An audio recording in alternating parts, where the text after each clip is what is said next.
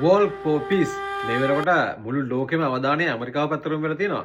ඇමරිකාව කියන්නේ ඉතින් කොහොමත් හැමදාම අවධානය හිමිච්ච රටක් තමයි. හැබැයි මේ අවධානය වල තියෙන විශේෂ කාරණයක් හින්දා ඒ බෞද්ධ විශ්වුන් වහන්සේලා පිරිසක් ආරම්භ කරලා තිනවා සාමපාගමනක් ඇමරිකාවේ ටෙක්සස් ප්‍රාන්තයේ වොෂින්ටන් DC දක්වා. මේ ගමන කොච්චර දුරද කියනවා නම් කිලෝමීටර් 3700ක් විතර. දවසකට මේ ස්වාමීන් වහන්සේලා කිලෝමීටර් 32ක් විතර පාගමනින් වැඩම කරනවා. ඒ තරම් මේ ගමන ඉතාමත් දුෂ්කරයි. මේ නිසාම මුළු ලෝකෙම අවධානය මෙලෙස යොමු වෙලා තියෙනවා. විශේෂයෙන් මේ සමපාගමන ආරම්භ කරලා තියෙන්නේ 2025 වර්ෂයේ 10 වෙනි මාසේ 26 වෙනිදා. මේ දක්වා අඛණ්ඩව දවස් 110කට ආසන්න කාලයක් මේ රට සාර්ථකව ක්‍රියාත්මක කරලා තියෙනවා. මේ වෙනකොට ඇමරිකන් ජාතිකයන්ගේ ලොකු අවධානයක් මේ සමපාගමනට යොමු වෙලා තියෙනවා. ගොඩක් පිරිස මාර්ගයේ එක රාශී වෙලා මේ ස්වාමීන් වහන්සේලාට ලොකු ප්‍රචාරයක් දක්වනවා. ඇත්තටම මේ සමපාගමනට. ඇත්තටම මේකේ බොහොම සංවේදී කාරණය තමයි ප්‍රත්‍යක්ෂ දේශයක එතකොට බුද්ධ ආගම නැති ප්‍රදේශයක නැති රටක ජනතාව මේ ස්වාමීන් වහන්සේලා පිළිගන්නේ මහත් භක්තියකින් ආදරයකින්. එතකොට අපි ලංකාවේ වගේ ගොඩ දෙනෙක් ස්වාමීන් වහන්සේලාට වන්දනා කරන්න අධිකතු කරලා වඳින්නවා. මේ ගොඩක් පිරිසකට තේරුමක් නැහැ. එයාලගේ සතුට ප්‍රකාශ කරන්නේ අත්පොඩි ගහලා කෑ ගහලා ඒ වගේම සමහර අය මල් කලඹවල් දීලා මේ ආදි වශයෙන් කොහොම වුණත් කොයි විදිහට ආචාර කරත් ඔවුන්ට සංඝයා පිළිබඳව ඇතිවන මේ ශ්‍රද්ධාවත් එක්ක පැහැදීමත් එක්ක ඔවුන්ට යහපතක් වෙයි. ඒ වගේම තමයි මේ සමපාගමනට රටවල් 3ක ස්වාමීන් වහන්සේලා පිරිසක් එකතු වෙලා ඉන්නවා.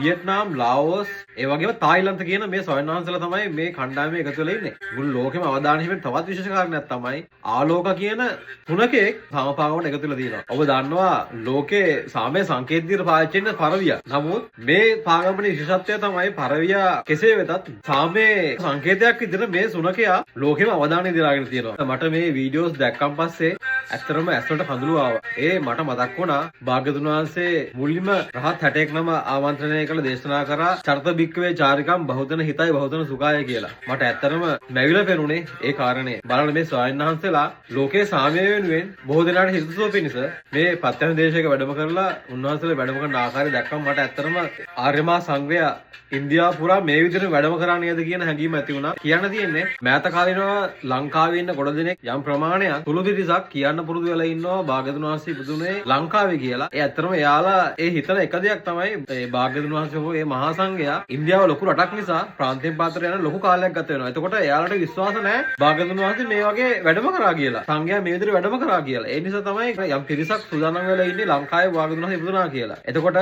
බලන්න මේ මතය මේකෙන් බොරු වෙනවා. බලන්න මේ සංඝයා වහන්සේලා දැනට දවස් 110ක් තිස්සේ පාගමින් වැඩම කරන්නේ. කිලෝමීටර් 3700ක් විතර ගමනාන්තර ළඟා වෙන්න මේ ස්වාමීන් වහන්සේලා ගමන් කරන දුර ප්‍රමාණය බලන දැනට මහ 3ක් විතර ගත වෙලා තියෙන මේ ගමනට. මේකත් එක්ක ලෝකෙට අවධානය යොමු වෙනවා. ලෝකෙටම පැහැදිලි